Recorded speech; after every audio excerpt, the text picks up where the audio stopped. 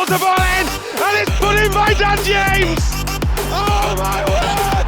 Luke Ayling, the shot from Rafinha. So another week and another trip down south to West Ham, this time in the Premier League for hopefully 3 points. Welcome to the warm-up.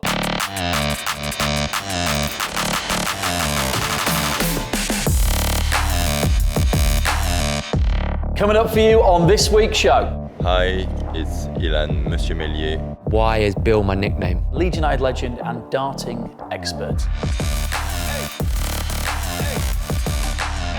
So welcome to the warm-up this week in association with NordVPN, the world's leading VPN provider. There is an offer for Leeds United fans on the screen right now. Leeds United legend Dom Matteo joins us as always. Dom, how are you? Great, thank you. Good to see you. Good, and you. We could just replay last week's show as it's basically heading to West Ham again, but no, we thought we'd put in the hard yards as well. Last week in the FA Cup, West Ham running out 2-0 winners. Of course, it's a bit strange, isn't it, when you play a team twice in a row? It's not like a warm-up, but this is a big one this weekend in the Premier League. Yeah, well, we have seen the quality that West Ham have under David Moyes as well. We've talked about this before, how well organised they are, but they've actually got really good players as well. They've got plenty of talent, and they're hard to play against as well. So I think David Moyes done a brilliant job, but it's another hard game for us, and obviously there's points at stake in this one. Disappointing to lose in the cup. Everyone wants to have a good cup run. It's just the way it is. We don't seem to ever have them at the moment, do we, for Leeds? But at some point, I'm sure we will. But overall, yeah, it was. There was points in the game where we got back into it, and I thought, oh, we'll go on, we'll get a goal here. And I thought, then all of a sudden, they stepped it up again, and that's what the better sides do. Obviously, they're sitting fourth in the Premier League, so they're a bit ahead of us in certain ways. But I generally think we can get there at some point. We've had injuries, and we've had a lot of people out, suspensions, etc. Young players having to get opportunities, whereas they've been quite settled. Yeah, they've had a few out, but their squad depth is certainly better than ours at the moment. We'll preview, of course, this week's game in full. Last week, Marcelo Bielsa said that the better team deserved to progress to the next round of the Cup, but that game did hinge in a big way on one decision. I don't want to poke the bear here, Dom. I know your feelings on VAR, but it was a bit of a confusing one. It took so long for them to decide on it, and still people looking at it saying, well, you could have maybe given that decision either way. How frustrating would that be as a player, that the game stops for a few minutes, everything just waits, and you have to hang about for that kind of length of time?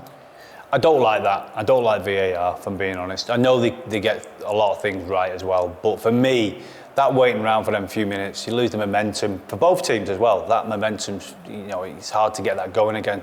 And looking at the decision personally as well, from my side of it, and I'm not a VAR fan, I just thought we never seemed to. It's not me moaning about. Leeds never seemed to get a decision, and I know other players think that as well. But I generally thought it should have been a goal, from my point of view. I don't think there was that much interference. So from my point of view, I thought he probably got the right decision, and I hate saying that because obviously it was a goal against Leeds, but I generally thought they got it right. Don Matteo suggesting that maybe Leeds don't get decisions. I mean, this is groundbreaking stuff. No, well, it is, isn't it? It does feel that way sometimes. Sometimes feels like that, especially when you've been down the bottom and you're struggling to get results. It feels that way. It does, but it's the same for every club, and we've just got to be a bit more stronger at certain times. And I think when you get a decision like that, I can imagine the frustration as well. You're in the game at 1-0. Then they get the other goal and it's 2-0. Against a team like West Ham, it's hard to claw that back. So that's another way. We've got to approach games in a different way, I believe. When you're playing a top side, can we be a bit more defensively solid? And I think at times we just keep going for it. And as an ex-defender, I'd be having a word with a few of these lads saying, get back in your shape, get back in your position. But at the moment, we're not quite there yet. But I think we like to play so much forward-thinking football, which is great to watch. But the defensive side as well is very important too. And that's just, sometimes I think we have to sometimes think about that. And sometimes it takes a captain or one of the leaders in the group to do that. Maybe tell the lads, hold on a minute, just calm down for 5 minutes and let's stay in the game. And I think that's what's happened a couple of times this year. It was a battling performance, a chance to blood some youngsters as well, almost without the choice there because of the injuries we've got. But in terms of Lewis Bates, Sam Greenwood, Leo Helday as well, all coming in for their first starts and thrown into a difficult tie against a really good team. Yeah, you're right, and it is important to give people game time, and they all did okay. Like we've just mentioned, West Ham are a good side. They know what they're doing. We probably didn't see the best of them because it was a difficult game. But I think, again, Bielsa, giving them a bit of game time. And is that 3 debuts as well? For just 3 starts now for them players? That's really important as well, because the confidence, even though they got beat, there'll be some confidence from that as well, because they held their own, again, like I say, against a good side. So there is positives to take from that. And I think Bielsa's doing such a great job that I think we have to prioritise the league, don't we? Let's be brutally honest. We want to stay in that division, and at the moment we're in a decent position after winning our last, our home game. So we've got more points on the table than others. So, yeah, I think you don't want to put it to bed because we got beat, but we've got to move on forward and we've got to move quickly into this next game against West Ham because, again, it's going to be a challenge and they'll be up for it. And I'll tell you what, knowing David Moyes a little bit like I do, he'll be picking his best team. I'm telling you that for nothing.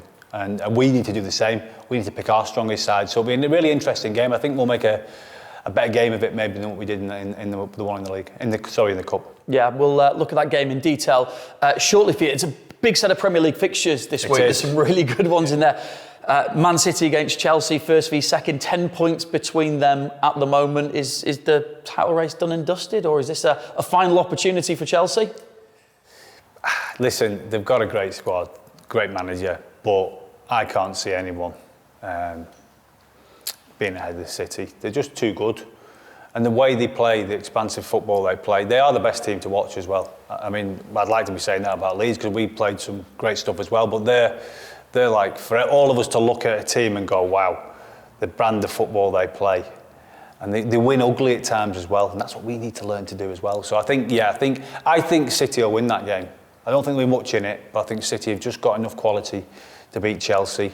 And looking at Chelsea last week as well in the league, not the league, sorry, in the cup, they were all right. They beat Tottenham, and Tottenham aren't brilliant at the minute, but they've still got some quality in the team at Chelsea. But I do think that Man City will just have a bit too much for them.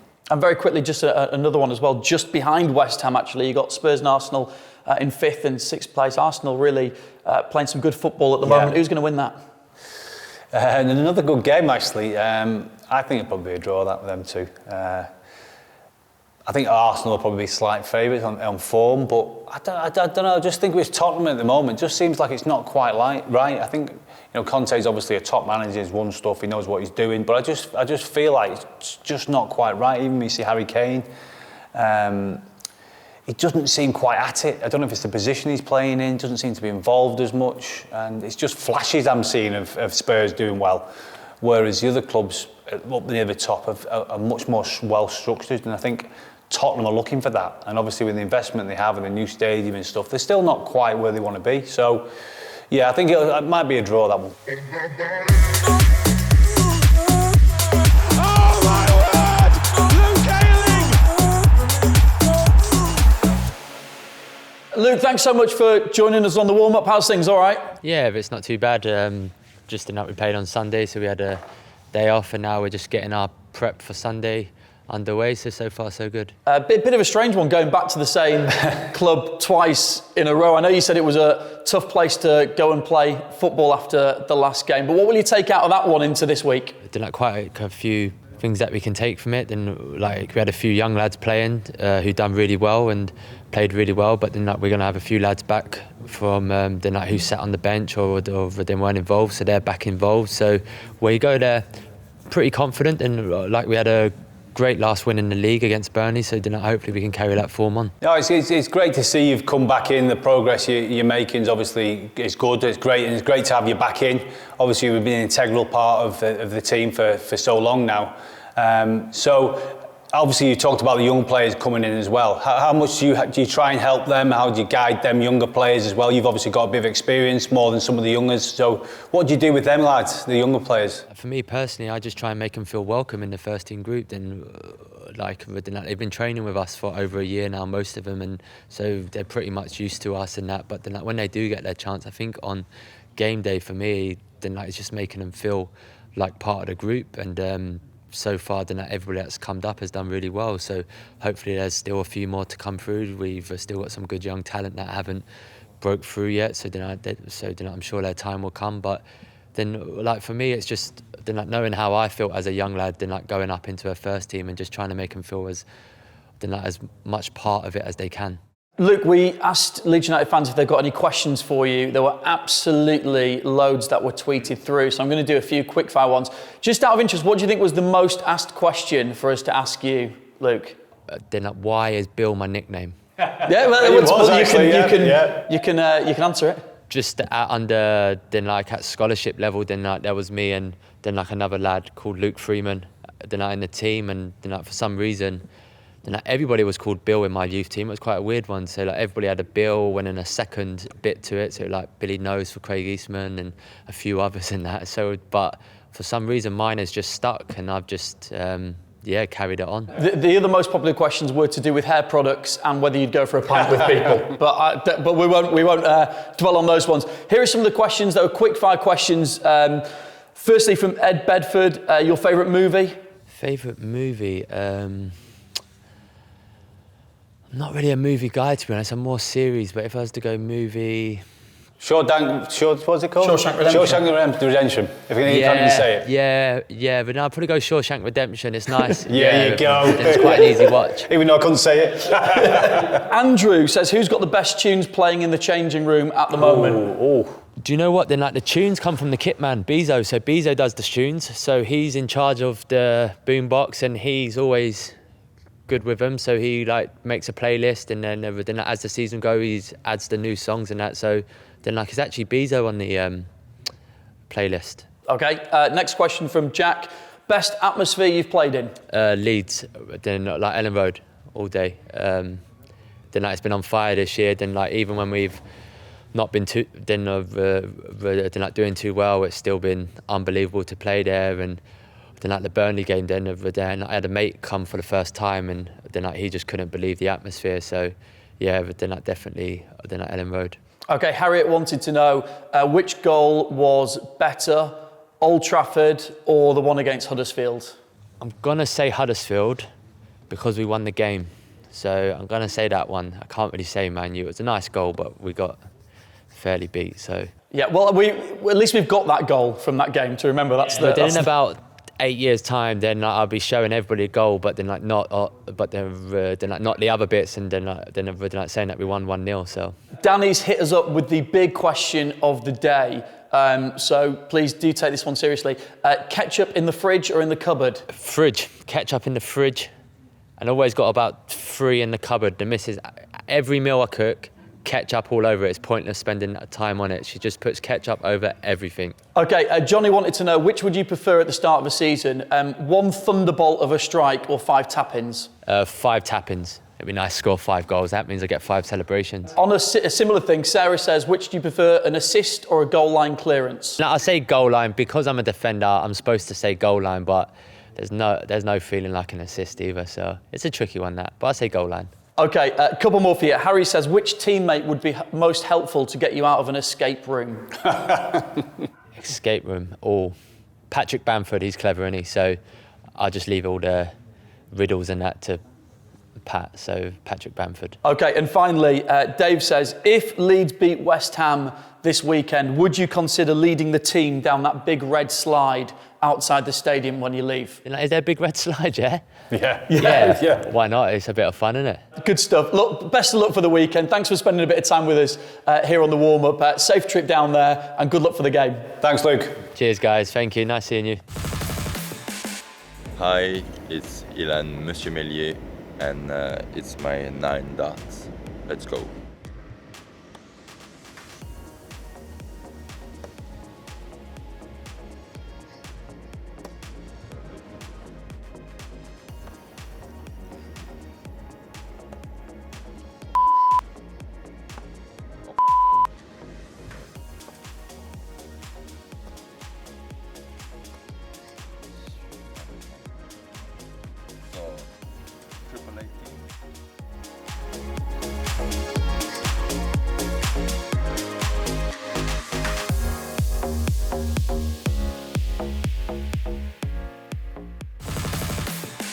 So Illan Meslier then, the latest to take on the 9-dart challenge. You thought it'd be better? Well, you know, goalkeepers, I think sometimes they've got a little bit of an advantage because they've got a bit more reach. So I just thought maybe, yeah. But you never know. Don Matteo, Leeds United legend and darting expert. Who knew? So West Ham again, as we said, 2 weeks in a row. They are flying, as we know. Yes. Looking at last week's game and then looking ahead to this week's game, what do we need to do better this week than we did last week to try and get something out of the game? Well, obviously, clean sheet would be nice. No, listen, we've talked about West Ham. We know how good they are in certain areas. I think they've got Lanzini's flying. You know, they've got good players around the squad. Antonio, obviously. The physicality, I think we need to match them physically. If we can match them physically, which we did at times, but for 90 minutes, match them for 90 minutes physically, I think we've got a good chance of getting a result. And I think we'll have more players back in. Obviously, he made some changes as well in the FA Cup. So I think Marcelo will probably go a lot stronger. And no disrespect to the lads who came in, they did all right. But I think he'll go back to his strongest side. And I think there's a chance. There's definitely a chance we can get some out of this game. I really mean that. We know they're good, but they're beatable, let's be honest. Yeah, we obviously won that game against Burnley at the turn of the year. Yeah. Now 3 games away from home out of 4 coming up. It's a tricky run that we've got here, but it's about making sure we keep the tone a positive one going into that next big game at home here, of course, against Newcastle.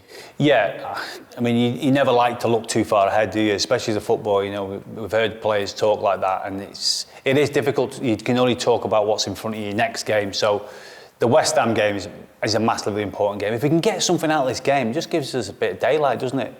From other teams as well who are not in good positions, let's be honest. And I think obviously the result last night, West Ham winning 2-0, they've played an extra game. So it's like, it's an opportunity again. They've played a lot of games, and it's maybe a chance they might be a little bit tired. They don't look tired, West Ham, at the minute, but there might be something.